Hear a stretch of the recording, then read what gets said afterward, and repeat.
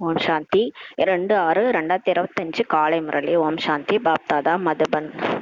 பாபா சொல்றாங்க, இனிமையான குழந்தைகளே, நினைவில் இருப்பீர்களானால் தூரத்தில் இருந்தாலும் தந்தையின் அருகாமையில் இருக்கிறீங்க அப்படின்னு சொல்றாரு. பாபா நினைச்சிட்டே இருந்தோம்னா நம்ம தூரத்துல இருந்தாலும் சரி பாபா கிட்டவே இருக்கிற மாதிரி தான் அர்த்தம்ன்றாரு. நினைவினால் கூடவே இருப்பதன் அனுபவம் ஏற்படுகின்றதுன்றாரு. அவர் நினைக்க நினைக்க அவர் நம்ம கூடவே இருக்கிற மாதிரி ஒரு அனுபவம் இருக்கிறதுக்கான அனுபவம் ஏற்படுது. மேலும் விகர்மங்களும் விநாசமாகின்றன, பாவங்களும் அழிஞ்சு போயிடுதுன்றாரு பாபா நினைக்க நினைக்க. கேள்வி: வெகு தொலைவிலிருந்து வந்துள்ள எல்லைக்கு அப்பாற்பட்ட தந்தை குழந்தைகளை தூராந்தேசி தொலைநோக்கு பார்வையுடையவர்களாக்குவதற்காக எந்த ஒரு ஞானத்தை தருகிறார்? பதில்: ஆத்மா எப்படி சக்கரத்தில் பலவித வர்ணங்களில் வருகிறது என்ற ஞானத்தை தூரந்தேசி பாபா, அதாவது பரந்தாமத்துல இருந்து வரார் பாபா, தூரந்தேசி பாபா தான் தருகிறார். அவர் தான் நமக்கு இந்த ஞானத்தை கொடுக்குறாரு. நம்ம எப்படி சக்கரத்துல சுத்தி சுத்தி வந்தோம், பலவித வர்ண தேவதையா இருந்தோம், சூத்திரரா வரைக்கும் எப்படி ஆயிருக்கிறோம் அப்படின்றத அவர் அந்த ஞானத்தை பாபா தான் வந்து நமக்கு தர்றாரு. நீங்கள் அறிவீர்கள், இப்போது நாம் பிராமண வர்ணத்தவராக இருக்கிறோம். இதற்கு முன் ஞானம் இல்லாமல் இருந்தபோது சூத்திர வர்ணத்தராக இருந்தோம். அதற்கு முன் வைஷ்யரா இருந்தோம். அதுக்கு முன்னாடி சத்திரியரா இருந்தோம். அதுக்கு முன்னாடி தேவதையா இருந்தோம். இந்த மாதிரி வர்ணத்தரா இருந்தோன்றது பாபா சொல்லிதான் நமக்கு தெரியும். தூரந்தேசத்தில் வசிப்பவராகிய பாபா வந்து இந்த தூரந்தேசி ஆவதற்கான ஞானத்தை குழந்தைகளுக்கு கொடுக்கிறார்ன்ட்டு சொல்றாரு. பாடல்: யார் தலைவனோடு கூட இருக்கிறார்களோ, ஓம் சாந்தி, யார் ஞானக்கடலோடு கூடவே இருக்கின்றனரோ அவர்களுக்காக ஞான மழை பொழியுது. நம்ம யார் பாபா கூடவே இருக்கிறாங்களோ அவங்களுக்காக தான் அந்த ஞான மழை பொழியுது. நீங்கள் தந்தையோட கூட இருக்கிறீர்கள் இல்லையா? வெளிநாட்டில் இருந்தாலும் சரி, எங்கே இருந்தாலும் சரி, கூடவே தான் இருக்கிறீங்க, பாபா கூடவே தான் இருக்கிறீங்கன்றாரு. நினைவோ வைக்கிறீர்கள் தானே? நினைக்கிறோம் தானே பாபாவை? எந்த குழந்தைகள் எல்லாம் நினைவில் இருக்கின்றனரோ அவர்கள் சதா கூடவே இருக்கின்றனர் சொல்றாரு. யாரெல்லாம் பாபாவை நினைச்சிட்டே இருக்கிறாங்களோ அவங்க எப்பயுமே பாபா கூட தான் இருக்கிறாங்க, நினைவில் இருப்பதால் கூடவே இருக்கிறாங்கன்னு சொல்றாரு. மேலும் விக்ரமங்கள் விநாசமாகின்றன, அவர் நினைக்க நினைக்க பாவம் அழிஞ்சு போயிருதுன்றாரு. பிறகு விக்ரமாஜித் சகாப்தம் ஆரம்பமாகின்றது சொல்றாரு. பிறகு எப்போது ராவணராஜ்யம் இருக்கிறதோ அப்போது சொல்றாங்க, ராஜா விக்ரமாதித்தரின் சகாப்தம் என்று. ராவணராஜ்யம், மாயாவோட ராஜ்யம் ஆரம்பிக்கும் போது சொல்றாங்க ராஜா விக்ரமாதித்தரின் சகாப்தம் என்று சொல்றாங்க. அது விக்ரமாஜித், இது விக்ரமம் செய்யக்கூடியது. ராவணராஜ்யம் வந்து விக்ரமம் செய்யக்கூடியது. சத்தியுகத்துல நம்ம இருக்கும்போது விக்ரமாஜித் சகாப்தம் ஆரம்பமாகிது. அதாவது விக்ரமங்களை வென்றுட்டு நம்ம அங்க போயிட்டு விக்ரமாஜித் ஆகிறோம். ஆனா இங்க ராவணராஜ்யம் ஆரம்பமாகும் போது விக்ரமம் செய்ய ஆரம்பிச்சிடுறோம் சொல்றாரு. இப்போது நீங்கள் விக்ரமாஜித் ஆகி கொண்டிருக்கிறீங்க, பிறகு நீங்கள் விகாரமற்றவர்களாக ஆகிவிடுவீர்கள் சொல்றாரு. இச்சமயம் அனைவரும் அதி விகாரிகளாக உள்ளனர் சொல்றாரு. யாருக்குமே தங்களின் தர்மத்தை பற்றியே தெரியாது. நம்ம யாரு, எங்க இருந்து வந்தோம், நம்ம எந்த தர்மம், எதுவுமே தெரியாது யாருக்கும் என்று பாபா ஒரு சின்ன கேள்வி கேட்கிறாரு. நம்மளை கேட்கிறாரு. என்ன கேட்கிறாரு? சத்தியுகத்தில் தேவதைகள் நாம் ஆதி சனாதன தேவி தேவதா தர்மத்தை சேர்ந்தவர்கள் என அறிந்திருந்தார்களா அப்படின்னு கேட்கிறாரு. இப்ப நம்ம கேட்கிறாரு, சத்தியுகத்துல தேவதைகள் வாழ்ந்தாங்கல்ல, அவங்களுக்கு தெரியுமா நம்ம வந்து இந்த மாதிரி ஆதி சனாதன தேவி தேவதா தர்மம்ட்டு தெரிஞ்சிருந்தாங்களா? எப்படி நீங்கள் நினைக்கிறீர்களோ நாம் இந்து தர்மத்தினர் என்று சிலர் சொல்வார்கள், நாங்கள் கிறிஸ்துவ தர்மத்தினர் என்று. அது போல அங்கே தேவதைகள் தங்களை தேவி தேவதை தர்மத்தினர் என உணர்ந்திருக்கிறார்களா அப்படின்னு சொல்லி பாபா கேட்கிறாரு. அதாவது தேவதைகள் வாழ்ந்தாங்களா, அவங்க அங்க இருக்கும்போது நம்ம இந்த தர்மம், நம்ம தேவி தேவதா தர்மன்றத புரிஞ்சிருந்தாங்களா அப்படின்ட்டு கேட்கிறாரு. இப்ப நம்ம சொல்றோம்ல, நம்ம தர்மம் என்னன்னு கேட்டா ஹிந்து தர்மம் சொல்றோம், சிலர் கிறிஸ்துவ தர்மம்னு சொல்றாங்க. அந்த மாதிரி அவங்க அங்க சொல்லுவாங்களா கேட்டா அப்படின்னு சொல்றாரு. சிந்தனைக்கான விஷயம் இல்லையா? இதெல்லாம் சிந்திக்க வேண்டிய விஷயம் தானே. நாம் இன்ன தர்மத்தினர் என உணர்வதற்கு அங்கே வேறு எந்த ஒரு தர்மமும் கிடையாதுன்றாரு. பாருங்க, பாபா சொல்றாரு, நான் இந்த தர்மம்னு சொல்றதுக்கு அங்க வேற வேற தர்மம் இருந்தா தானே சொல்ல முடியும். நான் இந்த தர்மம், நான் அந்த தர்மம்ட்டு அங்க ஒரே தர்மம், ஒரே ராஜ்யம். அப்ப எப்படி அவங்க வந்து உணர்வதற்கு தேவையே கிடையாதுன்றார். ஏன்னா அங்க வேற தர்மமே இல்லை, இங்கே அநேக தர்மங்கள் உள்ளன. ஆகையால் அறிமுகம் கொடுப்பதற்காக தனித்தனி பெயர்கள் வைத்துள்ளனர் சொல்றாரு. அங்கே இருப்பதோ ஒரே தர்மம், அதனால் சொல்வதற்கான தேவையே இல்லைன்றார் பாபா. நாம் இந்த தர்மத்தை சேர்ந்தவர்கள் என சொல்வதற்கு அவசியமே இல்லை. சொர்க்கத்துல ஏதோ ஒரு தர்மம் உள்ளது, அதனுடைய ராஜ்யம் தான் இது என்று அவர்களுக்கு தெரியவே தெரியாதுன்றார். அவங்க தெரியாது நம்ம வந்து இந்த மாதிரி ஆதி சனாதன தேவி தேவதா தர்மன்றதே அவங்க தெரியாது. இப்போது நீங்கள் அறிவீர்கள், நாம் ஆதி சனாதன தேவி தேவதா தர்மத்தினர்னு இப்பதான் நமக்கே தெரியுதுன்றாரு. தேவி தேவதா என வேற யாரையுமே சொல்ல முடியாதுன்றாரு. இப்போ உலகத்துல எவ்வளவு பேர் இருக்காங்க, யாரையுமே தேவி தேவதான்ட்டு சொல்ல முடியாதுன்றாரு. பதித்தாக இருப்பதால் தங்களை தேவதா என்று சொல்லிக்கொள்ள முடிவதில்லை. ஏன் நம்மள தேவதைன்னு சொல்லிக்க முடியல? நம்ம தூய்மையற்றவங்களா இருக்கிறதுனால யாருமே இப்ப தேவதை இல்லைன்றாரு. அங்கே இது போன்ற எந்த ஒரு விஷயமும் இருப்பதில்லைன்றாரு. யாரோடும் ஒப்பிட முடியாது. அங்க எந்த ஒரு விஷயமும் கிடையாது. அதாவது எந்த தர்மம் அந்த தர்மம் அப்படின்ட்டுலாம் அங்க கிடையாது. யாரோடும் ஒப்பிடவும் முடியாது. இப்போது நீங்கள் சங்கமயுகத்தில் இருக்கிறீங்க. நீங்கள் அறிவீர்கள் ஆதி சனாதன தேவி தேவதா தர்மம் மீண்டும் ஸ்தாபனை ஆகி கொண்டிருக்கிறதுன்ட்டு நமக்கு தெரியுன்றாரு. அங்கோ தர்மத்தின் விஷயமே கிடையாது. சொர்க்கத்துல இந்த மாதிரி தர்மம் இத்தனை தர்மம் இருக்கு, இவங்க இந்த தர்மம் அவங்க இந்த தர்மம், வெளிநாட்டினர் கிறிஸ்துவ தர்மம், உள்நாட்டினர் இந்த பாரதத்துல இருக்கிறவங்க இந்து தர்மம் அப்படிலாம் அங்க கிடையாது. அங்க ஒரே நாடு இருக்கும், ஒரே தர்மம், ஒரே ராஜ்யம் தான் இருக்கும். அங்கே இருப்பதோ ஒரே தர்மம் தான். இதுவும் குழந்தைகளுக்கு புரிய வைக்கப்பட்டுள்ளது சொல்றாரு. மகா பிரளயம் நடைபெறும், அதாவது எதுவுமே இல்லாமல் போய்விடும் என்பது கூட தவறாகி விடுகின்றது. எல்லாமே தண்ணிக்குள்ள போயிடும் அப்படி கிடையாது. இந்தியா மட்டும் ஆளிலை ஷேப்ல இருக்கும், பாரதம் மட்டும் ஆளிலை ஷேப்ல இருக்கும். அதுல கிருஷ்ணரோட ராஜ்யம் நடக்கும். பாபா அமர்ந்து புரிய வைக்கிறார். சரி எது என்று பாபா தான் சொல்லி புரிய வைக்கிறார். சாஸ்திரங்களிலோ நீர்மயமாகிவிடும் என காட்டப்பட்டுள்ளது. சாஸ்திரங்கள் என்ன சொல்லிட்டாங்க, ஜலத்துக்குள்ள போயிரும், முழு பூமி உருண்டையும் தண்ணிக்குள்ள போயிரும் அப்படின்னு சொல்ல. பூமியில தான் தண்ணியே இருக்குது, அப்புறம் எப்படி தண்ணிக்குள்ள போகும்? அதுல சாஸ்திரங்கள்ல நிறைய குழப்பம்தான். ஜலமயம் ஆயிடும்னா அப்ப லேண்டே இருக்காது, லேண்டே இருக்காதுன்ற மாதிரி சொல்றாங்க. ஃபுல்லா தண்ணீர் மயமாயிடும்ன்றாங்க பூமி ஃபுல்லா. பாபா புரிய வைக்கிறார். பாரதத்தை தவிர மற்றதெல்லாம் நீர்மயமாகிடும்னு பாபா தான் சொல்றாரு. பாபா என்ன சொல்றாரு, நிலமும் இருக்கும், அது பாரதம் தான் நிலமா இருக்கும், மற்ற எல்லாம் தண்ணிக்குள்ள போயிடும். இவ்வளவு பெரிய சிருஷ்டி என்ன செய்யும் சொல்லி கேட்கிறாரு. ஒரு பாரதத்திலே பாருங்கள் எவ்வளவு கிராமங்கள் இருக்குது இல்லையா? முதலில் காடாக உள்ளது, பிறகு விருத்தியாகி கொண்டே போகிறது. அங்கோ ஆதி சனாதன தேவி தேவதா தர்மத்தை சேர்ந்த நீங்கள் மட்டுமே தான் இருப்பீங்க சொர்க்கத்துல. இதே பிராமண குழந்தைகளாகிய உங்கள் புத்தியில் இப்ப தாரணை செய்ய வைக்கிறார். இப்போது நீங்கள் அறிவீர்கள் உயர்ந்தவர்களும் உயர்ந்தவரான சிவபாபா யாருன்ட்டு, அவருக்கு ஏன் பூஜை செய்யப்படுகின்றதுன்ட்டு இப்பதான் நமக்கு புரியுது. எருக்கம்பூ அரளி முதலியவற்றால் ஏன் அர்ச்சிக்கிறாங்க? சிவன் கோயில்ல மட்டும் பாத்தீங்கன்னா எல்லா மலர்களையும் போடுவாங்க, எருக்கம்பூ அரளிப்பூ எதுவுமே பார்க்க மாட்டாங்க, எல்லா பூவையும் அவருக்கு அர்ச்சிப்பாங்க. அவரும் நிராகார் இல்லையா? அவரை எல்லாருமே வணங்குறாங்களே, முழு உலகமும் அவரை தான் கடவுளே கடவுளேன்னு கூப்பிடுது. அதனாலதான் அவருக்கு எல்லா மலரையும் அர்ச்சிக்கிறாங்க. அவரும் நிராகாரர் இல்லையா? அவர் பெயர் வடிவத்திற்கு அப்பாற்பட்டவர் என சொல்றாங்க.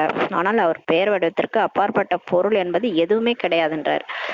ஒரு பொருள் இருக்குன்னா அது கண்டிப்பா ஒரு பேர் இருக்கும், ரூபம் இருக்கும். பொருளுக்கே அந்த மாதிரி இருக்கும்போது கடவுளுக்கு இருக்காதா? கண்டிப்பா கடவுளுக்கும் பேர் இருக்கு, வடிவம் இருக்குது. அவர் பேர் சிவன்னு, அவரை தான் அல்லா ஜகவான் விதவிதமா பேர் சொல்லி அழைக்கிறீங்க, காட்ஃபாதர்ன்ட்டு. வடிவம் புள்ளியா இருக்கிறாரு. ஏன் பெயர் வடிவதற்கு அப்பாற்பட்டவர்னு சொல்றீங்கன்றாரு. அப்படியானால் ஏன் அவருக்கு பூ முதலியவற்றை போடுகிறாங்க? முதலில் பூஜை அவருக்கு தான் நடைபெறுது. சிவன் கோயில்ல தான் பூஜையே நடக்குது. ஃபர்ஸ்ட் துவாபரயுகம் ஆரம்பத்துல வெறும் சிவன் கோயில் தான் இருக்கும், மற்ற கோயிலே கிடையாது. அப்ப வெறும் சிவலிங்க பூஜை தான் நடந்தது. கோயில்களும் அவருக்காக தான் உருவாகின்றன. ஏனென்றால் பாரதத்தின் மற்றும் முழு உலகத்தின் குழந்தைகளுக்கு சேவை செய்யறாரு இல்லையா? அதனால அவருக்கு தான் பூஜையே நடக்குது. எல்லாருக்கும் இப்ப அவரு தான் சேவை செய்யறாரு. மனிதர்களுக்கு தான் சேவை செய்யப்படுகின்றது இல்லையா? இச்சமயம் நீங்கள் உங்களை தேவி தேவதா தர்மத்தினர் என சொல்லிக் கொள்ளவே முடியாதுன்றார். ஏன்னா நம்ம மறுபிறவை எடுத்து விகாரி ஆயிட்டோம் இல்லையா? இப்ப நம்ம எப்படி நிர்விகாரிகளை தான் தேவதைகள் சொல்ல முடியும். நம்மளை இந்த உடம்புல இருக்கிற வரைக்கும் நம்ம ஆத்மாக்கள் நம்மளை தேவதைன்ட்டு நம்ம சொல்லிக்கவே முடியாது. இந்த உடலை விட்டு போய் நம்ம வேற உடலை எடுக்கும்போது தான் தேவி தேவதைகளா ஆகிறோம். உங்களுக்கு தெரியவே செய்யாதுன்றாரு. நாம் தேவி தேவதா தர்மத்தினராக இருந்தோம், இப்போது மீண்டும் ஆகி கொண்டிருக்கிறோம்ட்டு தெரியாது நமக்கு. இப்போது பாபா புரிய வச்சு கொண்டிருக்கிறார் என்றால் மற்றவர்களுக்கும் நீங்க புரிய வைக்கணும்ன்றாரு. இப்ப பாபா கடவுளே நமக்கு பாடம் எடுக்கிறாரு, நம்ம மற்றவங்களுக்கும் சொல்லி புரிய வைக்கணும். இந்த ஞானத்தை பாபாவை தவிர வேற யாரும் தர முடியாது. ஒரு கடவுள் தவிர இதெல்லாம் போயிட்டு யாரும் சொல்லி புரிய வைக்க முடியாது. அவரை தான் சொல்றாங்க ஞான கடல், ஞானம் நிறைந்தவர் என்று. யாரு சொல்றாங்கன்னா கடவுளை தான் சொல்றாங்க. படைப்பவர் மற்றும் படைப்பு பற்றி ரிஷி முனி முதலான யாருக்குமே தெரியாது என பாடப்பட்டுள்ளதுன்னு சொல்றாரு. சாஸ்திரத்துல என்ன சொல்லியிருக்காங்கன்னா படைப்பு பத்தி கேட்டா எங்களுக்கு தெரியாதுன்னு தான் சொல்றாங்க. எப்படி சிறு குழந்தைகளுக்கு ஞானம் உள்ளதா என்ன? எப்படி பெரியவர்களாக ஆகிக்கொண்டே செல்கின்றனோ புத்தி திறந்து முதிர்ச்சி அடைந்து கொண்டே செல்லும். சின்ன குழந்தைகளுக்கு எதுவும் தெரியாது. அப்புறம் போக போக அது எல்கேஜி யூகேஜி அப்படி படிக்க படிக்க அது புத்தி வந்து திறந்துகிட்டே போகும். சின்ன குழந்தைகளுக்கு புத்தியில வந்துகிட்டே முதிர்ச்சி அடைந்துட்டே போகும். புத்தியில வந்து கொண்டே இருக்கும். வெளிநாடு எங்கே உள்ளது, இது எங்கே என்பதெல்லாம் குழந்தைகளுக்கு வரும் இல்லையா. குழந்தைகளாகிய நீங்களும் முதலில் இந்த எல்லையற்ற ஞானத்தை பற்றி எதுவும் அறியாமல் தான் இருந்தீங்க. அது மாதிரிதான் நீங்களும் குழந்தையா தான் இருந்தீங்க. ஃபர்ஸ்ட் வரும்போது உங்களுக்கும் ஒன்றும் தெரியாம தான் இருந்தது. அப்புறம் போக போக தான் நீங்க இந்த எல்லையற்ற ஞானத்தை பற்றி நல்லா புரிஞ்சுக்கிட்டீங்க அப்படின்றாரு. இதையும் சொல்கின்றனர், நாங்கள் சாஸ்திரங்கள் முதலியவற்றை படித்திருந்த போதிலும் எதுவும் புரியாமல் தான் இருந்தோன்ட்டு சொல்றாங்க. மனிதர்கள் தான் இந்த டிராமாவில் நடிகர்கள் அல்லவான்றாரு. முழு விளையாட்டம் 2 விஷயங்களை வைத்து உருவாக்கப்பட்டுள்ளது. என்னன்னா, பாரதத்தின் தோல்வி மற்றும் பாரதத்தின் வெற்றி. இதை வச்சுதான் முழு விளையாட்டும் உருவாக்கப்பட்டுள்ளது. இந்த டிராமா வந்து உருவாக்கப்பட்டுள்ளதுன்றாரு. பாரதத்தில் சத்தியுக ஆரம்பத்தில் பவித்திர தர்மம் இருந்துச்சுன்றாரு. சொர்க்க ஆரம்பத்துல தூய்மையான இல்லறமாக இருந்தது. இச்சமயம் உள்ளது அப்பவித்திர தர்மம்ன்றாரு. அபவித்திரதாவின் காரணத்தினால் தங்களை தேவதா என்று சொல்லிக் கொள்ளவே முடிவதில்லை என்றார். பிறகும் கூட ஸ்ரீ என பெயர் வைத்துக் கொள்கிறாங்க. ஆனால் ஸ்ரீ என்றால் சிரேஷ்டமானவர்னு அர்த்தம். பவித்திர தேவதைகள் தான் சிரேஷ்டமானவர்கள். ஸ்ரீமத் பகவான் வாக்கு என சொல்லப்படுகின்றது இல்லையா. இப்போது ஸ்ரீயாக இருப்பவர் யார்? யார் பாபா சொல்வதை முன்னிலையில் கேட்டு ஸ்ரீ ஆகிறார்களோ அவர்களா, அல்லது யார் தங்களை ஸ்ரீ என சொல்லிக் கொள்கின்றனரோ அவர்களான்றாரு. இப்ப இருக்கிறவங்க உலகத்துல உள்ளவங்கலாம் ஸ்ரீ ஜெகத்குரு சத்குருன்னுலாம் வச்சுக்கிறாங்க பேரு. உண்மையிலே அந்த ஸ்ரீன்னு யார் போட்டுக்க முடியும் அப்படின்னா, ஸ்ரீமத் சொல்றாரு இல்லையா பாபா, ஸ்ரீயாக இருக்கிறவர் பாபா தான் வந்து சிவபாபாவுடைய வழியில நடந்து யார் வந்து ஸ்ரீ ஆகிறாங்களோ அவங்கதான் ஸ்ரீன்னு போட்டுக்க முடியுன்றாரு. அதுதான் ஸ்ரீலட்சுமி ஸ்ரீநாராயண்ட்டு போட்டுக்கிறாங்க. ஏன்னா வந்து அவங்க அந்த மாதிரி பாபா சொன்னதை கேட்டு படிச்சு அடுத்த பிறவில அந்த மாதிரி ஆயிட்டாங்க. அதனால அவங்களுக்கு ஸ்ரீன்னு பேர் வைக்கலாம். இங்க இருக்கிறவங்களாம் வைக்க முடியாதுன்றாரு. பாபாவின் நற்காரியங்களுக்காக மகிமையாக என்ன பெயர்கள் இடப்பட்டுள்ளனவோ அவற்றையும் தங்களுக்கு வைத்துக் கொள்கிறாங்கன்றாரு. இவை அனைத்தும் சாதாரண விஷயங்கள். பிறகும் கூட பாபா சொல்றார், குழந்தைகளே ஒரு தந்தையை நினைவு செய்து கொண்டே இருங்கள்ட்டு சொல்றாரு. இதுதான் வசீகர மந்திரம். நீங்க பாபா நினைச்சாலே போதும், நீங்க வந்து கவர்ச்சிக்கக்கூடிய மூர்த்தியா மாறிடுவீங்க. உங்களை தானாவே எல்லாரும் தேடி வருவாங்க. அதுதான் வசீகர மந்திரம்ன்றாரு. நீங்கள் ராவணன் மீது வெற்றி கொண்டு உலகை வென்றவர்களாக இப்ப ஆகிறீங்கன்றாரு. அடிக்கடி தன்னை ஆத்மா என உணருங்கள். இந்த சரீரமும் இங்கே 5 தத்துவங்களால் ஆனது. நேத்து கூட சொன்னார்ல, நான் வரும்போதெல்லாம் ஆத்மான்ற ஸ்மிருதிய நினைவை கொண்டு வாங்க. எனதுன்னு வரும்போதெல்லாம் மேரா பாபா, என்னுடைய பாபான்றத கொண்டு வாங்க. அது மாதிரி அடிக்கடி இப்ப ஆத்மான்னு உணருங்க. இந்த உடம்பு வந்து அழிஞ்சிரும். இந்த உடம்பு 5 தத்துவங்களால் தான் உருவாகுது. அது அப்புறம் விட்டுருது. ஆத்மா அதை விடுபடுகின்றது. மீண்டும் உருவாகின்றது. மீண்டும் ஒரு உடம்பு உருவாகுது. இப்போது ஆத்மாவோ அவினாஷி, அழிவற்றதா இருக்கின்றாரு. அவினாஷி ஆத்மாக்களுக்கு இப்போது சங்கமேகத்தில் அவினாஷி பாபா, அழிவற்ற பாபா வந்து கற்பித்துக் கொண்டிருக்கிறார். எவ்வளவுதான் விக்னங்கள் முதலியன ஏற்பட்டாலும், மாயாவின் புயல்கள் வந்தாலும் நீங்கள் பாபாவின் நினைவில் இருங்கன்றார் பாபா. நம்ம பாபாவுடையெல்லாம் ஆகணும்னா நமக்கு தடைகள் வரும், மாயா பிரச்சனைகளை கொண்டு வரும். இருந்தாலும் நீங்க பாபாவே நினைங்கன்றாரு. நீங்கள் புரிந்து கொண்டிருக்கிறீங்க, நாம் தான் சதோ பிரதானமாக இருந்தோம், பிறகு தமோ பிரதானமாக ஆகியிருக்கிறோன்றத புரிஞ்சிட்டீங்க. அதாவது ஒரு காலத்துல நான் தான் தேவதையா இருந்தேன், இப்ப நான் இப்படி ஆயிட்டேன், மனுஷனா ஆயிட்டேன்றத புரிஞ்சுக்கிட்டீங்க. உங்களிலும் கூட நம்பர்வார் அறிந்திருக்கிறீங்க. குழந்தைகளாகிய உங்கள் புத்தியில் உள்ளது. நாம் தான் முதலில் பக்தி செய்துள்ளோம். நிச்சயமாக யார் முதலில் பக்தி செய்துள்ளனரோ அவர்கள் தான் சிவனுக்கு ஆலயம் கட்டினர் சொல்றாரு. நமக்கு கூட புத்தியில இருக்கு, நம்ம பக்தி நிறைய பண்ணியிருக்கிறோம். முதல்ல யார் பக்தி பண்ணாங்களோ அவங்க வந்து ஃபர்ஸ்ட் சிவனுக்கு தான் ஆலயம் கட்டினாங்களாம், கோயில். செல்வந்தர்களாகவும் அவர்கள் இருந்தனர் இல்லையா. கோயில் கட்டினவங்க கண்டிப்பா பணக்காரவங்க தான் இருந்திருப்பாங்க இல்லையா. பெரிய ராஜாவை பார்த்து மற்ற ராஜாக்களும் மற்ற பிரஜைகளும் செய்வார்கள் சொல்றாரு. இவை அனைத்தும் விவரமான விஷயங்கள் சொல்றாரு. ஒரு வினாடியில் ஜீவன் முக்தி என சொல்லப்படுகிறது. பிறகு புரிய வைப்பதில் எத்தனை வருஷங்கள் ஆகின்றன. ஃபர்ஸ்ட் எடுத்தோடனே ஒரு பாயிண்ட் தான் அது புத்தியில தச்சிருச்சு. உடனே நமக்கு புரிஞ்சிருச்சு. அதுலயே வந்து ஒரு வினாடியில ஜீவன் முக்தி கிடைச்சிருது. இருந்தாலும் எல்லா விஷயத்தையும் புரிய வைக்கிறது உள்ளார நிறைய வருஷம் ஆகுதுன்றாரு. ஞானமோ சுலபமானது தான், ஈஸி தான். 7 நாள் கோர்ஸ் தான், புரிஞ்சுக்கிட்டா ஈஸி தான், யார் வேணாலும் புரிஞ்சுக்கலாம். குழந்தைகள் கூட புரிஞ்சுட்டு ஞானத்தை சொல்லுவாங்க. ஆனா வந்து பாபா நினைக்கணும். இதில் நினைவு யாத்திரையில் எவ்வளவு நேரம் ஆகிறதோ அவ்வளவு நேரம் பிடிப்பதில்லைன்றாரு. அந்த ஞானம் எடுக்கிறதுல, நினைவு யாத்திரையில நேரம் பிடிக்குதுல, அந்த அளவுக்குலாம் ஞானத்துக்கு நேரம் பிடிக்கிறதில்ல. அழைக்கவும் செய்கிறாங்க. பாபா வாருங்கள், வந்து எங்களை பதித்திலிருந்து பாவனமாக்குங்கள், தூய்மையற்ற நிலையிலிருந்து தூய்மையாக ஆக்குங்கள்ட்டு சொல்கிறாங்க. பாவன உலகம் என சொல்லப்படுவது சத்தியுகம்தான். பாபா சொல்கிறாரு, இங்கே நான் எப்படி தூய்மையாக்குறது? இங்கே ஏற்கனவே உலகம் தூய்மையற்ற உலகமாக இருக்குல்ல, இங்கே தூய்மை ஆக்கினா கூட நீங்கள் அந்த உடலை விட்டுட்டு அங்கே தூய்மையான உலகம் சத்தியுகத்தில் தான் போய் நீங்கள் பிறக்கணும். அதுதான் தூய்மையான உலகன்றாரு. இதை பதித உலகம் என்று தான் சொல்வார்கள். பதித உலகம் என்று சொன்னாலும் கூட தங்களை புரிந்து கொள்வதில்லை. நம்ம தூய்மையற்று இருக்கிறோன்ட்டே தெரிஞ்சுக்க மாட்டாங்க. தன் மீது வெறுப்பு கொள்வதே இல்லை. நீங்கள் யாருடைய கையினாலும் சமைக்கப்பட்டதை சாப்பிடுவதில்லை. நம்ம பிகே ஆனதுனால நம்ம நான் பிகேஸ் கையால் செஞ்ச சாப்பாடுலாம் சாப்பிட மாட்டோம். அதனால் கேட்குறாங்க, நாங்கள் என்ன தீண்டத்தகாதவங்களா என்று. இப்போ பிகே ஆனதுனால நமக்கு இந்த மாதிரிலாம் ரெஸ்ட்ரிக்ஷன்ஸ் ஸ்ரீமத் இருக்கிறதுனால நம்ம இதை ஃபாலோ பண்ணுறதுனால வெளியில் உள்ளவங்களாம் கேட்குறாங்க, நாங்கள் என்ன தீண்டத்தகாதவங்களா, எங்களால் நாங்கள் செஞ்ச சாப்பாடு நீங்கள் சாப்பிட மாட்டீங்களான்ட்டு இந்த உறவினர்கள்லாம் கோச்சிக்கிறாங்க நிறைய பேர். அதெல்லாம் சொல்கிறாரு. அட உங்களை நீங்களே சொல்லிக் கொள்கிறீர்கள் இல்லையா அப்படின்ட்டு பாபா சொல்கிறாரு. அவங்களே சொல்லிக்கிறாங்க. நம்மளா சொல்கிறோம், பதிதமானவர்களோ அனைவரும் தான் இல்லையான்றாரு. தூய்மையற்றவர்கள்லாம் எல்லாரும் தானே இருக்கிறோம். இப்போ நம்மளும் தான் அப்படி இருந்தோம். இப்போ நம்ம பிகே ஆயினதுனால இப்போ அதை கொஞ்சம் கொஞ்சமாக அவர் மாற சொல்கிறதுனால அந்த மாதிரி நம்ம மாறிட்டு இருக்கோம்.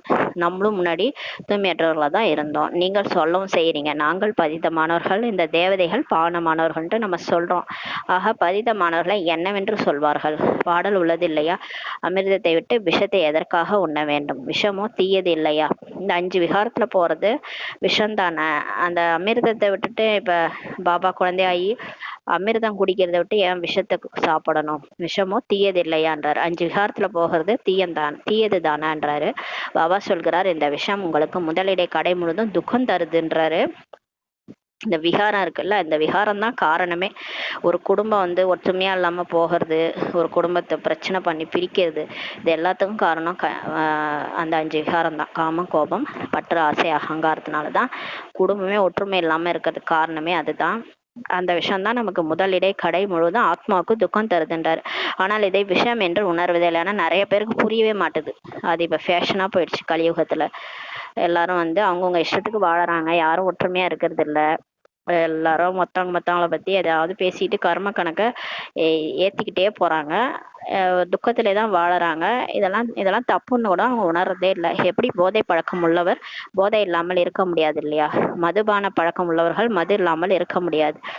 அது போல இப்படி ஆயிடுச்சுன்றார். இந்த 5 விகாரம் இல்லாமல் இருக்க முடியல யாராலையும். யுத்தத்தின் நேரத்தில் அவர்களை மது அருந்த வைத்து போதை ஏற்படுத்தி யுத்தம் செய்ய அனுப்பி வைக்கிறாங்கன்றாரு. பாருங்க, இந்த யுத்தம் நடக்குதுல்ல, போர் நடக்கும்போது யாரெல்லாம் மது பழக்கம் இருக்கிறாங்களோ அவங்கள மது அருந்த வச்சுட்டு அவங்கள போருக்கு அமுச்சு வச்சிருவாங்களாம்.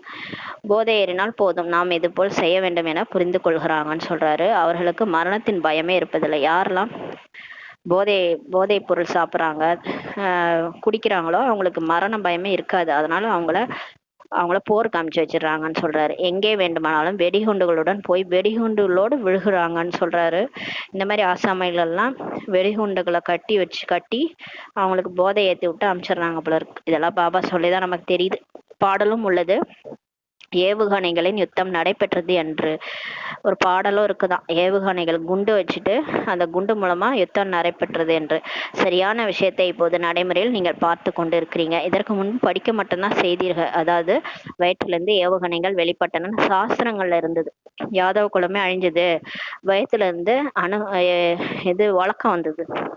உலக்க போய் வயிற்றுல பிறக்குமா? ஒரு குழந்தை பிறந்ததான், வயிற்றுல உலக்க பிறந்துச்சான். அந்த உலக்க மூலமா யாதவ குலமே அழிஞ்சிடுச்சுன்ட்டு சாஸ்திரத்துல எழுதி வச்சிருக்காங்க. அது மட்டும் நம்ம படிச்சிருக்கிறோம். ஆனா பாபா உண்மையிலே அது வழக்க கிடையாது, ஏவுகணைகள். பிறகு இது போல செய்தார்கள் என்று இப்போது நீங்கள் புரிந்து கொண்டீங்கன்னு சொல்றாரு. இப்ப நம்ம புரிஞ்சுக்கிட்டோம், அது உண்மையிலே ஏவுகணை தான் கண்டுபிடிச்சிருக்கிறாங்க. அவங்கள ஒருத்தவங்க மற்றவங்க ஏவுகணைகளை வீசி அழிச்சுக்குவாங்கன்ட்டு நம்ம புரிஞ்சுக்கிட்டோம். பாண்டவர் யார், கௌரவ யார் என்று நம்ம இப்ப தெரிஞ்சுக்கிட்டோம்னு சொல்றாரு. சொர்க்கவாசி ஆவதற்காக பாண்டவர்கள் உயிருடன் இருந்து கொண்டே தேகாபிமானத்துல இருந்து உருகி விடுவதற்கான முயற்சி செய்தனர். உண்மையிலே இப்ப சொர்க்கவாசி ஆகணும். நம்ம சொர்க்கவாசி ஆகிறதுக்காக இப்ப உயிரோடு இருந்தே இந்த தேக அபிமானத்தை விடுறோம். விட்டு பாபா நினைவுல அப்படியே உருகி உருகி பாபா நினைவுல சரீரம் விடுறதுக்காக முயற்சி செய்யணும். இதுதான் அவங்க மலை மேல போயிட்டு உருகிட்டாங்கன்னு சொல்லி காமிச்சிருக்காங்க. நீங்கள் இப்போது இந்த பழைய செருப்பை விட்டு விடுவதற்கான முயற்சி செய்கிறீங்க. இந்த பழைய உடலை விடுறதுக்கு நம்ம முயற்சி செய்யறோம். அதுக்குதான் இப்ப பயிற்சியே பண்றோம். பாபா நினைக்கிறது, பரந்தாமத்தை நினைக்கிறது, சொர்க்கத்தை நினைக்கிறதுலாம் புத்தியை இங்க இருந்து எடுத்துட்டு இந்த உடல்ல இருந்தே புத்தி எடுக்க சொல்றாரு. இந்த உடம்பே வராதுன்னும் போது இங்க இருக்கிற பொருள் நம்ம கூட வருமா? இங்க இருக்கிற மனுஷங்க நம்ம கூட வருவாங்களா? யாருமே வரமாட்டாங்க. இந்த உண்மையை புரிஞ்சுக்காம தான் ஆத்மா உட்காந்துட்டு இங்கேயே நடிச்சிட்டு இருக்குது கலியுகத்திலே. அதுதான் பாபா உண்மையை சொல்லி புரிய வைக்கிறாரு. உங்க கூட இந்த உடம்பு கூட வராது. அதனால புத்தியை மாத்துங்க. புத்தியை கொஞ்சம் கொஞ்சமா நம்மள மாத்துறாரு. இந்த உடலை விடுறதுக்கு நம்ம முயற்சி செய்யறீங்கன்னு சொல்றாரு. சொல்கிறீர்கள் இல்லையா, பழைய செருப்பை விட்டு புதியதை பெற்றுக்கொள்ள வேண்டும் என்று. பாபா குழந்தைகளுக்கு தான் இப்ப புரிய வைக்கிறார். பாபா சொல்கிறாரு, நான் கல்ப கல்பமாக வரேன். சிவன் சொல்றாரு. அவர் தானே அப்பா. நான் கல்ப கல்பமா வரேன், எனது பெயர் சிவன் சொல்லி சொல்றாரு. சிவ ஜெயந்தியும் கொண்டாடுறாங்க. பக்தி மார்க்கத்துக்காக எத்தனை கோயில்கள் முதலியவற்றை கட்டுகின்றனர். ஆனா எல்லாமே பக்தியில செய்யறாங்க. ஒரு ஒரு கோயிலும் நம்ம போய் பார்த்தோம்னா எல்லாத்துலயுமே உண்மை ஒளிஞ்சிருக்குது. ஆனா வெளிப்படையா உண்மை இல்லை, எல்லாம் ஒளிஞ்சு போயிருக்குது. அதை கண்டுபிடிக்க தெரியல. அவங்க ஏதோ கோயிலுக்கு போறான் வரான்ட்டு போயிட்டு இருக்காங்க. அதுல என்ன உண்மைன்னே கண்டுபிடிக்க மாட்டாங்க. சிவ ஜெயந்தி கொண்டாடுறாங்க, சிவ ஜெயந்தி கொண்டாடுறாங்க. ஆனா சிவன் எப்ப வந்தாரு, அவர் என்ன பண்ணாரு, எதுக்காக ஒரு ஜெயந்தியை கொண்டாடுறாங்க, எதுவும் தெரியாது. அதே மாதிரி கோயில் நிறைய கட்டுறாங்க. பேர்களும் அநேகம் வைத்துள்ளனர். தேவிகளுக்கும் இது போல வைத்துள்ளனர். இச்சமயம் உங்களுக்கு பூஜை நடைபெற்று கொண்டிருக்கிறது என்றாரு. ஒரு அம்மன்னா ஒரு அம்மன் கிடையாது. எங்கெங்கெல்லாம் தெரு இருக்குதோ அங்கங்கெல்லாம் ஒரு கோயில். அந்த தெருவுக்கு ஒரு ஒரு அம்மன் கோயில். அதுலயே அம்மன்னா அதுல வேற சகோதரிகள்னு சொல்லிட்டு ஏகப்பட்ட அம்மன். சமயபுரத்து அம்மன் பாத்தீங்கன்னா அதுல ஏகப்பட்ட சமயபுரத்து அம்மன் இருக்கிறாங்க.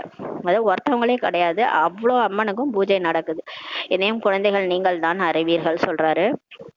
அதெல்லாம் நமக்கு தான் தெரியும். ஏன் உங்களுக்கு பூஜை நடக்குது, ஏன் அந்த அம்மன்லாம் என்ன பண்ணாங்க அப்படின்ட்டு நமக்கு தான் தெரியும். யாருக்கு நம்ம பூஜை செய்து வந்தோமோ அவர் நமக்கு படிப்பு சொல்லி தந்து கொண்டிருக்கிறார். எந்த லட்சுமி நாராயணுக்கு நாம் பூஜாரியாக இருந்தோமோ அவர்களைப் போல இப்போது நாமே ஆகி கொண்டிருக்கிறோம்ன்றதை இப்ப நீங்க புரிஞ்சிட்டீங்கன்றாரு.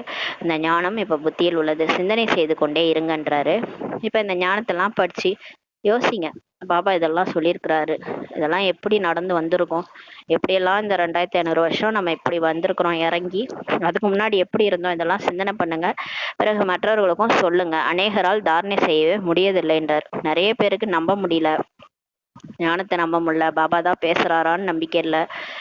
அதெல்லாம் கொண்டு வர்றதுக்குள்ளார அவங்க புரியல, அவங்களுக்கு அந்த அளவுக்கு தாரணையும் ஏற்படலை வாழ்க்கையில. அந்த ஸ்ரீமத்தை தாரணை பண்ணவும் முடியலன்றாரு. பாபா சொல்கிறார், அதிகம் தாரணை செய்ய முடியவில்லை என்றால் தடை இல்லைன்றாரு. நினைவின் தாரணையும் உள்ளது இல்லையா? சரி, மற்றது ரொம்ப உங்களை ஏத்துக்கவே முடியல, சில பாயிண்ட் எல்லாம் பரவாயில்ல விட்டுடுங்க, பாபா நினைங்கன்றாரு. பாபா நினைக்கிறீங்க இல்லையா, அந்த பாபா நினைவுல உங்களுக்கு மனசு நிம்மதியா இருக்கு இல்லையா, ஞானம் கேட்குறீங்க, மனசு நிம்மதியா இருக்குல்ல, அதுவே போதுன்றாரு. ரொம்ப நீங்க தாரணை பண்ண முடியலன்னா விட்டுருங்கன்றாரு, தடை இல்லைன்றாரு. ஏன்னா எல்லாரும் ராஜா ஆக முடியாது. எல்லாரும் பிரஜை, பணக்கார பிரஜை, ஏழை பிரஜை, யார் யார் என்ன ஆகுமோ அதான் ஆக போறோம் இல்லையா, அதுதான் அவங்கவுங்களுடைய புருஷார்த்தம். அதனால எதுக்கும் தடை இல்லைன்ட்டாரு. பாபாவையே நினைவு செய்து கொண்டே இருங்கள்ன்ட்டாரு. உங்களால முடியல, எதுவும் புரியலன்னா பரவாயில்ல விட்டுடுங்க, பாபா மட்டும் நினைச்சிட்டே இருங்க. யாருக்கு முரளி நடைபெறுவதில்லையோ அங்கே அமர்ந்து நினைவு செய்யுங்கள் சொல்றாரு. இப்ப முரளியே ஒரு சென்டர்ல நடக்கலைன்னா பாபா மட்டும் நினைச்சிட்டு இருங்க. இங்கே எந்த ஒரு பந்தனம் அல்லது தொந்தரவு முதலவே கிடையாது. மதுபன்ல உங்களுக்கு பந்தனம் கிடையாது, தொந்தரவும் கிடையாது. வீட்டுலதான் உங்களுக்கு பிரச்சனை. குழந்தை குட்டிகள் முதலியவற்றின் சூழ்நிலை பார்த்து அந்த நஷா மறைந்து போயிடுது, போதையே போயிடுது. மதுபன்ல இருக்கவனுக்கும் போதையா இருக்கு. வீட்டுக்கு போனோடனே குழந்தை குட்டி பிரச்சனை, எல்லா பிரச்சனையும் நமக்கு போதையே போயிடுது. இங்கே சித்திரங்களும் வைக்கப்பட்டுள்ளன. யாருக்கு புரிய வைப்பது சுலபம். அங்க சென்டர்ல சித்திரங்களும் இருக்கும். யார் வந்தாலும் புரிய வைக்கிறது ஈஸி. அவர்களோ பக்தியில் கீதை முதலியவற்றை முழுவதுமாக மனப்பாடம் செய்திடுறாங்க. நீங்கள் எதையும் மனப்பாடம் செய்ய வேண்டும். நீங்கள் எதை மனப்பாடம் செய்ய வேண்டும்? நீங்க மனப்பாடம்லாம் எதுவும் பண்ண வேணாம். ஆனா எதை நீங்க மனப்பாடம் பண்ணணும்? பாபாவை தான் மனப்பாடம் செய்ய வேண்டும்ன்றாரு. நீங்கள் சொல்லவும் செய்றீங்க பாபா, இது முற்றிலும் புதிய விஷயம். இந்த ஒரு சமயம் தான் நீங்கள் தங்களை ஆத்மா என உணர்ந்து ஒரு பாபாவை நினைவு செய்ய வேண்டும். பாபா சொல்றாரு, இந்த சங்கமயுகம், இந்த நேரம் தான் நீங்க உங்களை ஆத்மான்னு புரிஞ்சுக்கிட்டு தந்தைய நினைக்கணும். 5000 ஆண்டுகளுக்கு முன்னால் கூட படிப்பு சொல்லி தந்திருந்தார். போன கல்பம் கூட இதே மாதிரிதான் நடந்தது. இதே மாதிரிதான் நமக்கு பாபா படிப்பு சொல்லி கொடுத்துட்டாரு. இது போல புரிய வைப்பதற்கு வேறு யாருக்குமே சக்தி கிடையாதுன்றாரு. ஞானக்கடலாக இருப்பவர் ஒரு பாபா தான், வேறு யாருமே இருக்க முடியாது. ஞானக்கடலான பாபா தான் உங்களுக்கு புரிய வச்சிட்டு இருக்கிறாரு. இப்ப பேசிட்டு இருக்கிறதே பாபா தான். அவர் தான் நமக்கு சொல்லி புரிய வச்சிட்டு இருக்காரு. தற்சமயம் அப்படிப்பட்டவர்களும் அநேகர் வெளிப்பட்டுள்ளாங்க. நாங்கள் அவதாரம் எடுத்துள்ளோம் என்று சொல்றாங்க. அதனால் உண்மையை கூறுவதில் எவ்வளவு விக்னங்கள் ஏற்படுகின்றன. இந்த நேரத்துல சிலர் தன்னையே கடவுள்னு சொல்லிக்கிறாங்க. நான் அவதாரம் பண்ணியிருக்கிறேன் அப்படின்னு சொல்லிட்டு பொய்யா நிறைய பேர் நடிக்கிறாங்க. அதனால உண்மையை சொல்லும் போது உண்மைக்கு மதிப்பு இல்லாம போயிடுது, தடை ஏற்படுது. கடவுளே பேசுறாரு, பிரம்மா உடல்ல சிவபாபா வந்திருக்காரு. இது மாதிரி நிறைய பேர் கிளம்பிட்டா அப்ப யாரு சொல்றது உண்மைன்ட்டு எப்படி எப்படி தெரியும் இல்லையா? அதனாலதான் தடை ஏற்படுது. ஆனால் பாடப்பட்டுள்ளது, ஆனா பாபா சொல்றாரு, பாடப்பட்டுள்ளது உண்மை என்ற படகு ஆடலாம் அசையலாம், ஆனால் மூழ்கி போகாதுன்றாரு. உண்மை ஒரு நாள் ஜெயிக்கும். இப்ப ஆட அசையும் படகு, கண்டிப்பா படகு மூழ்காது, ஒரு நாள் வெளிப்படும், உண்மை ஜெயிக்கும்ன்றாரு. இதுதான் உண்மை, இதுதான் கடைசி கடை, இங்கதான் எல்லாரும் வந்தாகணும். ஏன்னா இங்க போலியா எதுவும் கிடையாது, நடிப்பு எதுவும் கிடையாது. இங்க சத்தியமானவர் சிவன் பேசிட்டு இருக்கிறாரு. இந்த கடையை மூடவும் மாட்டாங்க. நிறைய கடையை மூட்டிட்டு போறாங்க, இங்க எந்த கடையும் மூடவும் மாட்டாங்க. இங்க பாபாவுடைய கடை இது. இந்த பாபா கடைய, சத்தியமானவர் கடைய யாரும் மூட முடியாது, மூடவும் மாட்டாங்க. ஏன்னா பிரம்மா பாபா போனாரு, தாதிகள் போனாங்க, தீதிகள் போனாங்க, யார் போயும் கடை மூடல இல்லையா? இன்னும் கடை ஓப்பன்ல தான் இருக்குது. ஏன்னா இது யாரோட கடை? சத்தியமானவருடைய கடை. அவரோட படகு என்னைக்கும் மூழ்காது. இப்போது குழந்தைகள், நீங்கள் பாபாவிடம் வருகிறீர்கள் என்றால் உங்கள் மனதில் எவ்வளவு குஷி இருக்கணும். இப்ப நம்ம மதுபனுக்கு வரோம், பாபா மீட்டுக்குன்னா நமக்கு எவ்வளவு குஷி இருக்கு. நம்ம தான் இவரை தான் நம்ம தேடணும். எத்தனை பிறவிகளா தேடி தேடி அலைஞ்சோம், சிவன் கிடைப்பாரான்ட்டு. கிடைச்சிட்டாருன்னு எவ்வளவு ஒரு குஷி. முன்பு யாத்திரை சென்றீர்கள் என்றால் மனதில் என்ன வந்தது? இப்போது வீடு வாசலை விட்டு இங்கே வருகிறீர்கள் என்றால் என்ன சிந்தனைகள் வருகின்றனன்னு சொல்லி கேட்கிறாரு. முன்னாடிலாம் கோயில் குளம்னு போவோம், அப்ப மனசுல என்ன வந்துச்சுன்னு கேக்குறாரு. இப்ப வீடு வாசல விட்டுட்டு இங்க வரீங்க, உங்களுக்கு என்ன வருது? நாம் பாப்தாதாவிடம் செல்கின்றோம் என்றுதான் இப்ப மனசுல வருது. பாபா இதையும் புரிய வைத்துள்ளார். எனக்கு சிவபாபா சொல்றாரு, யாருக்குள் பிரவேசமாகி இருக்கிறாரோ அவர் பிரம்மா. வம்சாவளி உள்ளது இல்லையா அப்படின்னு சொல்றாரு. இந்த பிரம்மா பாபாவே சொல்றாரு, எனக்கு சிவபாபா தான் சொல்றாருன்ட்டு சொல்றாரு. இப்ப யாருக்குள்ளார வந்திருக்கிறாரோ, பிரம்மா உடல்ல தான் அவர் வந்திருக்கிறாரு. அவருடைய வம்சாவளியும் இருக்குது இல்லையா? முதல் வம்சாவளி பிராமணர்களுடைய தான்றாரு. ஃபர்ஸ்ட் வர்றது பிகேஸ் தான், அதுக்கப்புறம் தான் மற்றவங்க எல்லாம் வராங்க. அதன் பிறகு தேவதைகளின் வம்சாவளி ஆகிவிடுகிறது. இப்போது தூராந்தேசி பாபா குழந்தைகளை தூராந்தேசியா ஆக்குறாரு. நம்ம புத்தியை எல்லைக்கு அப்பாற்பட்டு எடுத்துட்டு போறாரு. நீங்கள் அறிவீர்கள், ஆத்மா எப்படி முழு சக்கரத்திலும் பலவித வர்ணங்களில் வருகின்றது என்று. இந்த ஞானத்தை தூராந்தேசி பாபா தான் தருகிறார். நீங்கள் சிந்தனை செய்வீர்கள், இப்போது நாம் பிராமண வர்ணத்திராக உள்ளோம். இதற்கு முன்பு நாணம் இல்லாத போது நம்ம எப்படி இருந்தோம்? சூத்திர வர்ணத்திராக இருந்தோம், கலியுகத்துல இருந்தோம். நம்முடையவர் great great grand father, great சூத்திரர், கிரேட் வைசியர், கிரேட் சத்திரியர். அதற்கு முன் கிரேட் பிராமணர்களாக நம்ம இருந்தோம்னு சொல்றாரு. இப்போது இந்த விஷயங்களை பாபாவை தவிர வேற யாராலும் புரிய வைக்க முடியாது. இது தூராந்தேசத்திற்கான ஞானம் என சொல்லப்படுகிறது. தூர தேசத்தில் வசிப்பவராகிய பாபா தூர தேசத்திற்கான முழு ஞானத்தையும் குழந்தைகளுக்கு கொடுக்கிறார். நீங்கள் அறிவீர்கள், நம்முடைய பாபா தூராந்தேசத்திலிருந்து பரந்தாமத்திலிருந்து வந்திருக்கார். இவருக்குள் பிரம்மா உடல்ல வராரு. இது வேறொரு தேசம். அவரு எங்க இருக்கிறாரு? பரந்தாமத்துல இருக்கிறாரு. இங்க உலகத்துக்கு வராரு. இது வேறொரு தேசம், வேறொரு ராஜ்யம். சிவபாபாவுக்கு தனக்கென்று சரீரம் எதுவுமே கிடையாது, கடவுளுக்கு உடம்பே கிடையாது. மேலும் அவர் ஞான கடலா இருக்கிறாரு. சொர்க்கத்தின் ராஜ்யத்தையும் அவர் தான் தர வேண்டும் இல்லையா?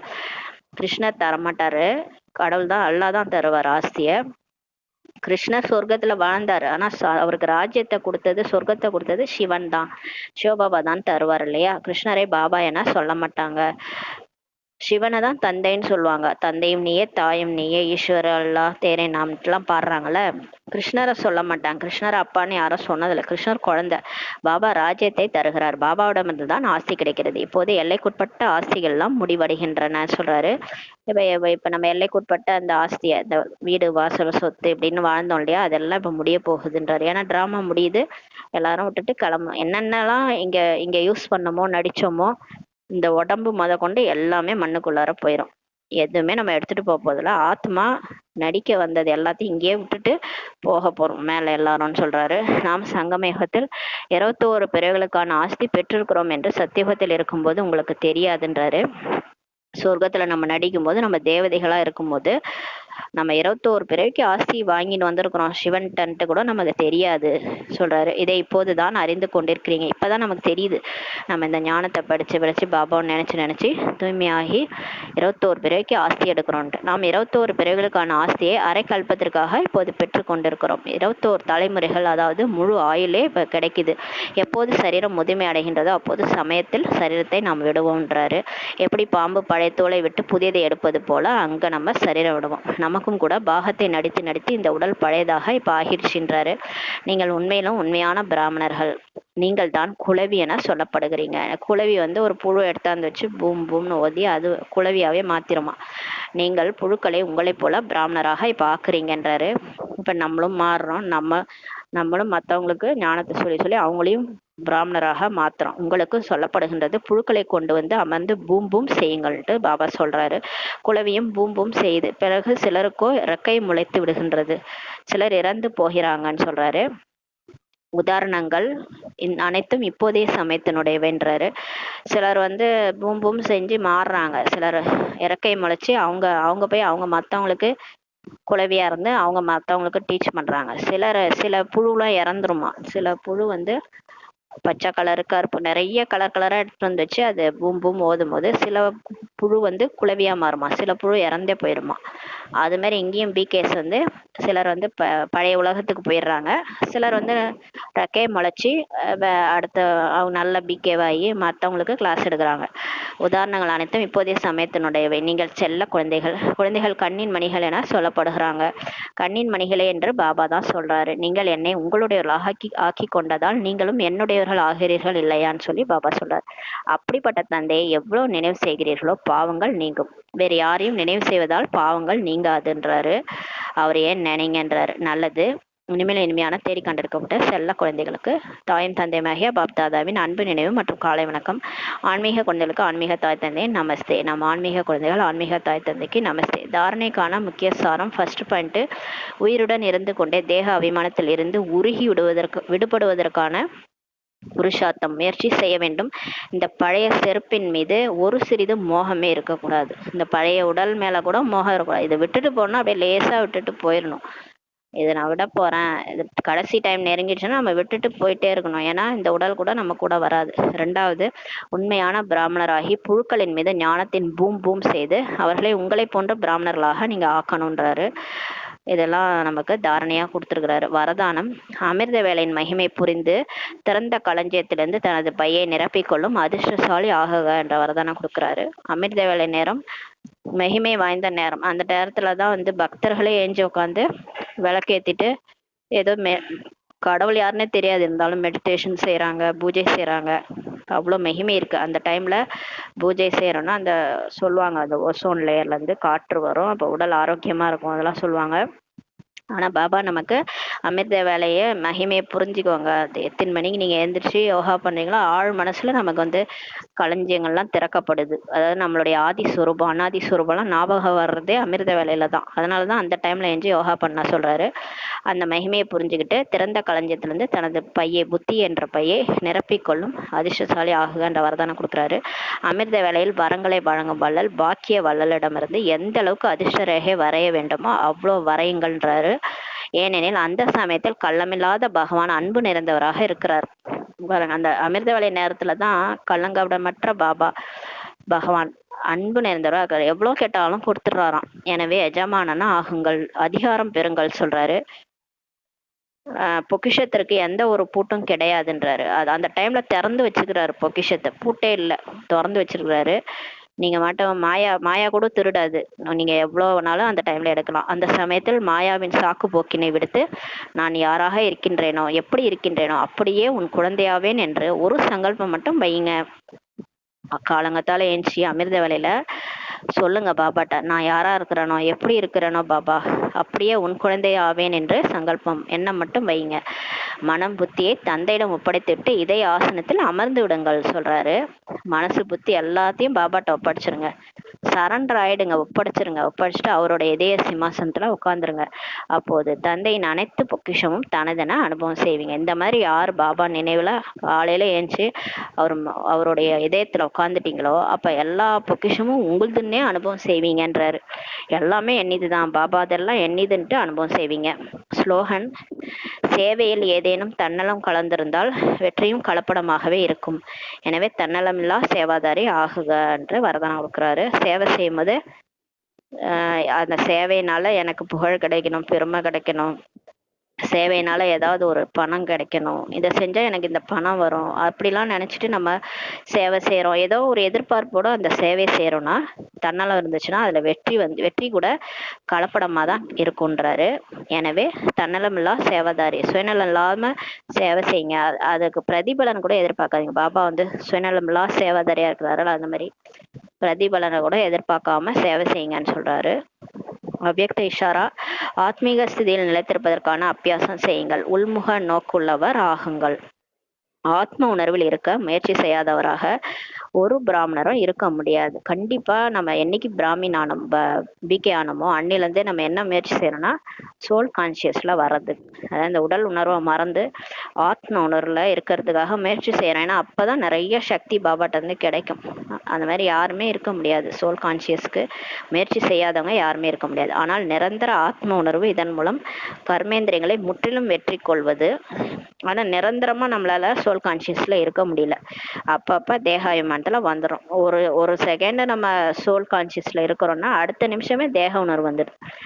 அதனால நிரந்தர ஆத்ம உணர்வு இதன் மூலம் கர்மேந்திரியங்களை முற்றிலும் வெற்றி கொள்வது. இந்திரியங்கள் ஒவ்வொன்றும் முழு தூய்மை பெறுவது. தேகத்தின் பழைய சம்ஸ்காரங்கள் சம்பந்தங்களிலிருந்து முற்றிலும் மறுபிறவி அடைந்த நிலை பெற வேண்டும். இதற்காக என்னவாகணும்னா உள்நோக்கு முகம் ஆகுங்கள்ன்றாரு. எப்பவுமே நான் ஆத்ம உணர்வுல இருக்கணும். அப்படி இருந்தாதான் என்னால இந்த கர்மேந்திரங்களை முற்றிலும் வெற்றி கொள்ள முடியும். இந்த கண்ணு, காது, மூக்கு, வாய் எல்லாம் என் பேச்சு கேட்கும். எப்பவுமே நான் ஆத்ம உணர்வுல இருந்தா இந்திரியங்கள் ஒவ்வொன்றும் முழு தூய்மை ஆகும், குளிர்ச்சி ஆயிடும். அந்த ஒவ்வொரு இந்திரமும் தூய்மை ஆயிடும். வாய் கூட நம்ம சொன்னது கேட்கும், கண்ணு கூட நம்ம சொன்னதுதான் கேட்கும். தூய்மையா இருக்கும் கண்ணு, காது, வாய் எல்லாமே. தவறான விஷயங்கள், அந்த மாயாவுடைய விஷயங்கள் எதுவுமே செய்யாது இந்திரியங்கள். எப்பன்னா நான் நிரந்தர சோல் கான்சியஸ்ல இருக்கும்போது தேகத்தின் பழைய சம்ஸ்காரங்கள் சம்பந்தங்கள் இருந்து கூட முற்றிலும் மறுபிறவி அடைந்த நிலை பெறணும்னா உள்முக நோக்கு ஆகுங்கள், உள்நோக்கு முகமாகுங்கள். இந்த முயற்சியாலே தான் மதிப்பெண் பெறுவீர்கள். இந்த அடிக்கடி இந்த உள்நோக்கு முகத்துல போயிட்டீங்கன்னா, நான் ஆத்மா நெற்றி புறத்துல இருக்கிறேன், இந்த உடல் நான் இல்ல, இந்த உடலை இயக்குற சக்தி உள்நோக்கு முகமா என்ன நானே பார்த்துட்டு இருக்கிறேன். உங்களை நீங்களே செக் பண்ணிட்டே, யாராவது நம்மளை கவனிச்சுட்டே இருந்தோம், ஸ்ட்ரிக்ட் ஆஃபீஸர் யாராவது ஒருத்தவங்க நம்மளை பார்த்துன்னே இருக்கிறாங்க, நம்ம என்ன பண்ணுவோம்னா நம்ம தப்பே பண்ண மாட்டோம். அது மாதிரிதான் இப்போ ஆத்மா, நீங்க உங்களையே கவனிச்சுட்டே இருங்க. நீங்க என்னென்னதான் தப்பு பண்றீங்கன்ட்டு உங்க காலையில இருந்து சாயங்காலம் வரைக்கும் உள்நோக்கு முகமா கவனிச்சுட்டே இருந்தீங்கன்னா உங்க மூலமா தப்பே நடக்காது. அப்போ ஒன்னொன்னும் நம்ம புத்தி சொல்லிட்டே இருக்கோம், இது ஸ்ரீமத்தா, இது தப்பு, இது தப்புன்ட்டு. நம்ம அப்படியே அந்த உள்நோக்கு முகமா இருக்க நம்ம எல்லா கர்மேந்திரங்களும் வெற்றி அடைய முடியும். இந்த முயற்சியில் தான் மதிப்பெண்ணை பெறுவீங்கன்னு சொல்லி பாபா சொல்றாரு. ஓம் சாந்தி. நன்றி பாபா, நன்றி ராமா, நன்றி பரிவாரம். ஓம் சாந்தி.